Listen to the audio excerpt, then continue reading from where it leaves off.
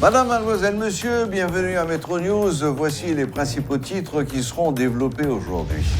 Les corps de 2 journalistes de médias en ligne ont été découverts ce vendredi à la Boule 12.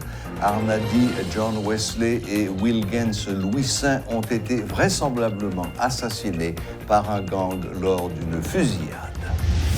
Le sénateur Kedler Augustin estime que son mandat ne prendra pas fin au 2e lundi de janvier 2022.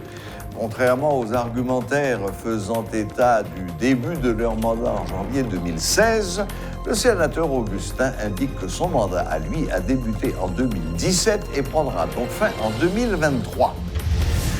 L'économiste Pierre-Marie Boisson demande aux acteurs politiques de créer un climat propice aux investissements en 2022.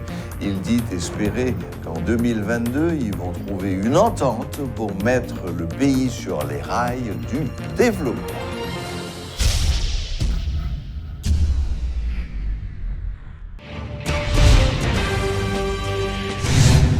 Les sénateurs en fonction tiennent mordicus à leur siège et entendent boucler leur mandat de 6 ans selon les prescrits constitutionnels.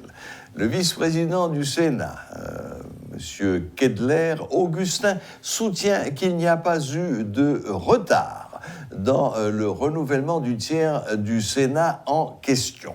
Contrairement aux argumentaires faisant état du début de leur mandat en janvier 2016, le sénateur Augustin indique que son mandat, à lui, a débuté en 2017 et prendra donc fin en 2023. De plus, il souligne que les élections avaient été organisées dans les temps en 2011. Dans l'amendement du 9 mai 2011, le président René Préval a été l'émission pour regarder comment il est capable de réaliser ce qu'on appelle l'harmonisation des mandats ou réaliser ce qu'on appelle l'harmonisation entre le temps constitutionnel et le temps électoral. Comment concilier le temps constitutionnel et le temps électoral? Dès le départ, l'OA a un problème d'ordre légistique, un problème technique. Le renouvellement du Sénat se fait partir tous les 2 ans. C'est lui-même. Je estime que un tiers qui est allé pendant 2 ans tout passé, supposé qu'il y a un autre tiers qui est allé dans 2 ans encore. C'est ça toute la logique. Maintenant, comment aller jusqu'au bout de cette forme de logique? Tout le monde est d'accord qu'il y a un corps de phrase qui dit que les sénateurs sont élus pour 6 ans. Ça veut dire que dans l'ordre normal, c'est ça veut dire. C'est dans l'ordre normal, dans l'ordre régulier, le mandat est de 6 ans. Et puis, ils font exception. Cependant, au cas où les élections peuvent aboutir avant le 2e lundi de janvier, on a regardé si tu as un retard. Ou supposez, je dis, regardez, qui élection qui te un retard par rapport à. Retard là, veut dire que le tiers, c'est pas le Sénat, c'est la Chambre des députés qui sortent ensemble. Le Sénat se renouvelle par tiers. Ce qui signifie que moi-même, les juges mandat, je n'ai pas même besoin de tenir compte de l'autre sénateur. Il y a jugé par rapport à tiers auquel j'appartiens. Donc c'est cette cohorte qui est arrivée au Sénat, c'est des cas déterminés mandat. Si cohorte ça, par exemple, il était sorti dans l'élection, il fait 1 an, il n'a pas fait élection, 2 ans, il n'a pas fait élection, 3 ans, il n'a pas fait élection. La loi dit comme ça, 3 ans, ça a sorti sous PAM tout, parce que le mandat PAM était censé continuer. Donc, temps constitutionnel là, pas souffrir de retard. Il n'y a pas besoin de qui retard qui prend, ou même si reste là, on va venir faire. Par exemple, le sénateur Beaupin, qui était sénateur, il a fait 4 ans, il n'a pas fait élection. Et c'est ça qui fait que, lui-même, il était supposé se combler, il vient combler le reste de mandat, il vient faire. C'est comme des gars qui ont 6 ans, il a dû faire 2 ans, c'est 2 et 4 font si tu contrôles les 4 là-dedans, parce que tu as un retard dans l'organisation de ces élections. Donc, il dit que ce n'est pas l'ordre électoral qui a subi, mais c'est le candidat qui a subi le retard là. Ni ce n'est pas le monde qui n'a pas fait élection. C'est ça la réalité. Maintenant, logiquement, il faut regarder pour la durée du mandat du tiers du Sénat auquel j'appartiens, est-ce que tu as un retard par rapport à mon tiers? Je dis non. Nous avions remplacé un groupe de sénateurs qui est élu en 2011 et qui allait en 2017. Ça fait 6 ans. Il fait 6 ans et nous-mêmes nous entrons en 2017. Donc, pas aucun retard qui était constaté dans le renouvellement tiers ça. Pour que ça me parle de renouvellement tiers ça, c'est parce que l'article 95-23 dit que le renouvellement du Sénat se fait par tiers. C'est pas moi qui dis, donc m'obligé de garder qui tiers, est-ce que je suis en retard pour me retourner dans l'article en l'air. Je ne peux pas retourner dans l'article en l'air parce que le temps pas été en conflit. Temps régulier, et que quand il y aller, moi placer régulièrement, donc je suis obligé de retourner dans l'article 90 là, 95 ans, qui dit que les sénateurs sont élus pour 6 ans. 2017 et 6 fait 2023. On doit dissolver, on doit régler des bagailles politiques. On ne va pas faire personne ne croit que c'est en 2022. D'ailleurs, qui s'en tape bien, mon nom en place, ça fait 6 ans et pour venir nous faire 5 ans. Est-ce que un texte de loi qui est capable de prouver que dans le même tiers, pas dans la suivre là, il fait 5 ans et pour choisir ou dire on va le faire ça, fait 5 ans, je dis on n'a pas fait. Parce qu'on n'a pas de référence pour ça. Des citoyens de la capitale estiment que le mandat du tiers restant du Sénat doit prendre fin à partir du 2e lundi du mois de janvier 2022. En ce sens, ils appellent les parlementaires au respect de la Constitution et les accusent d'être les principaux responsables de la mauvaise passe que connaît le pays. Pour les contraindre de partir dès le lundi 10 janvier 2022, ces citoyens, interrogés par une équipe de Radio-Télé Métropole, pensent à se mobiliser dans les rues. Tout ça, c'est violation de droits humains. Si le mandat est au bout, on ne peut pas continuer pour continuer le mandat.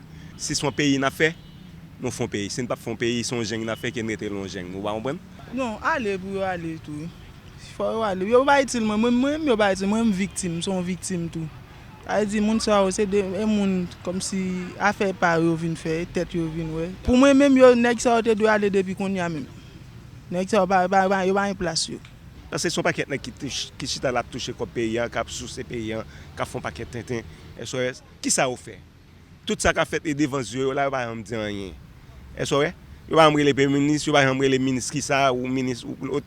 Pour dire mais c'est bon pays pas aller comme ça en ouest ça ba peuple en chance bon pas faire ça qu'on y a demandé pour aller 2023 qui bon pénitencier national grand cimetière mais si c'est là où vous voulez aller qui va là. L'économiste Pierre-Marie Boisson dit espérer qu'en 2022 les leaders de tous les secteurs de la vie nationale arrivent à trouver une entente pour mettre le pays sur les rails du développement.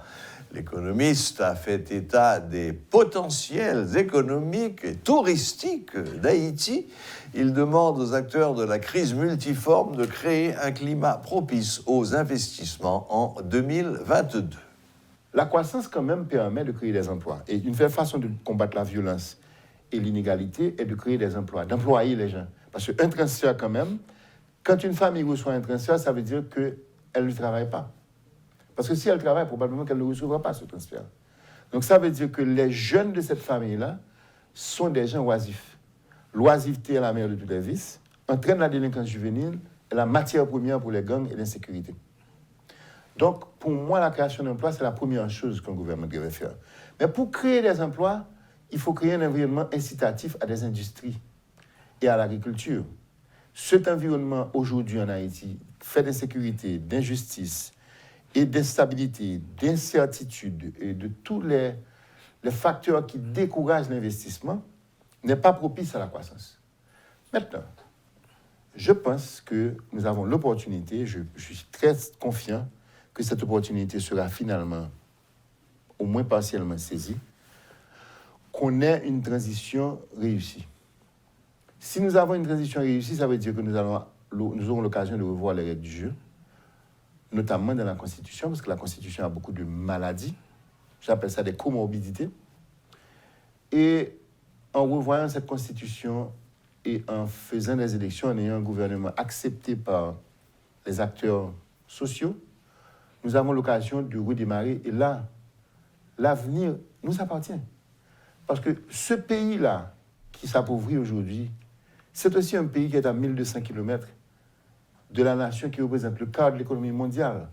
C'est un pays qui a l'une des meilleures musiques au monde, populaire en Afrique, populaire dans la Caraïbe. C'est un pays qui pourrait faire un malheur en termes de création d'emplois dans l'artisanat. Parce que le tourisme est acheteur de produits artisanaux. Nous avons un avantage comparatif dans tout ce qui est artistique. Tout le monde sait ça. Donc, imaginez l'ironie que j'ai probablement dit à ce micro déjà. La zone Caraïbe, qui est une des zones où fleurit le tourisme, achète ces objets d'art de l'Asie, des Philippines notamment. Mais ce n'est pas normal qu'Haïti soit à quelques centaines de kilomètres de la Jamaïque ou de Barbade et que ces pays achètent leurs objets d'art autre part qu'en Haïti. Mais en dehors d'exporter ces objets, si nous relancions le tourisme en Haïti, qui a des avantages comparatifs énormes, nous avons même 150 km de plage, nous avons une topographie magnifique qu'on peut comparer avec les Alpes, nous pourrions faire énormément de tourisme en Haïti. Et ce tourisme créerait la demande pour l'artisanat, créerait la demande pour la musique, créerait la demande pour notre excellence. C'est toutes les opportunités. L'avocat au barreau de Miragoâne, maître Levelt François, lance un appel au dialogue aux autorités étatiques en vue de trouver une formule permettant de sortir le pays de cette crise. Il enjoint les autorités en place à respecter les prescrits de la Constitution. Suivez ces explications. Nous, c'est triste. Nous pas un gouvernement, nous pas un rien qui dirige le pays. Si vous ne pas dit, ce sont les gangs qui dirigent. Qu'on y est là, dans quelques jours encore, dans 7 février 2022, il y a plaqué de non-savants qui n'a ni président, ni premier ministre, ni président parlement, ni peut-être président Cour cassation assemblée, sans pas même si tellement correct. Donc, c'est peut-être raison ça. Moi-même, moi fais un appel solennel avec 2 citoyens dans le pays. Yon c'est président parlement, ou bien président sénat, si nous avons dit comme ça. L'autre là, c'est président de la Cour de cassation. Monsieur, on fait payer en faveur. Nous gagnons obligation pour nous chiter ensemble, pour nous déterminer qui est dans nous-mêmes qui pourrait aller diriger le pays dans 30 jours encore. Est-ce que c'est président parlement, ou bien président sénat, ou bien est-ce que c'est président Cour de cassation? Moi-même, j'ai compris un paquet d'accords qui ont été faits pour censé arriver joindre une entente politique pour mettre un monde président. Moi-même, pas quoi dans yon là d'ailleurs, quel dit accord do ré mi fa sol la si do, après fa dièse, accord la mi, même pas quoi dans bagay comme ça. Constitution pays a dit qui est-ce qui est président déjà. Plus on peut essayer écarter des constitutions pour faire ça fait pas, mais c'est plus on plaguer pays dans plus tout bon. Président de la Cour de cassation ou bien président du Sénat, c'est pas accord que mettez nous. Constitution en grand temps dit déjà. Li fait par opération de la loi. Par opération de la loi, le fait. Donc, il s'agit que gon petit conflit tout petit parce que semblait gagner harmonie qui peut qu'on fait entre Constitution 1987 amendée et Constitution qui peut qu'on amendée. Eh bien, prenons là-dedans. Si c'est amendé, on apprend, nous connaissons qui est-ce qui est président. Si c'est ça qui pas amendé, on apprend, nous connaissons qui est-ce qui est président. Mais nous avons obligation pour nous prendre une là-dedans. Et ceci, moi, je demande pour le faire avant lundi. À partir de lundi, nous connaissons l'autre bagaille liée. Son l'autre phase. Monsieur, Pégan quitte le pays détruit. Si nous pas fait ça, nous allons lever lundi ou bien le 8 février, le monde qui dit c'est président lié, si tellement n'a honte comme un peuple, nous n'avons pas qu'à garder l'autre monde danger. Par conséquent, faites ça pour payer à messieurs. La structure de la société civile haïtienne dénommée Groupe de travail sur la sécurité, GTS, réclame du gouvernement qu'il prenne des dispositions pour endiguer le problème grave de l'insécurité à travers le pays. Au lendemain de l'assassinat à la boule 12 des journalistes Amadi John Wesley, reporter de Radio Écoute FM basé à Montréal, au Canada, et de Wilgens Louis-Saint, le GTS déplore une dégradation exponentielle de la crise sécuritaire en Haïti. Dans un communiqué de presse, le coordonnateur du groupe de travail sur la sécurité GTS, M. Charles Prosper, demande au gouvernement d'agir à Martissant et à la Boule 12 pour endiguer l'insécurité. Dans ce même registre, le GTS exhorte les autorités à renforcer la protection des journalistes. Enfin, le groupe réclame l'ouverture d'une enquête sur ces assassinats tout en présentant ses sincères condoléances aux familles, aux amis et aux collègues des deux victimes et à la presse haïtienne en général.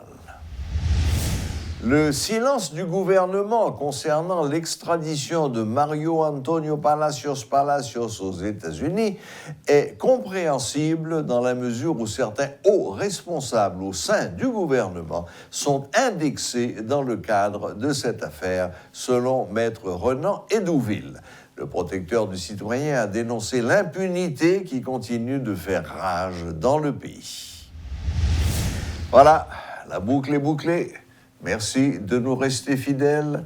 Très bon week-end à toutes et à tous et à la prochaine, même heure, même chaîne.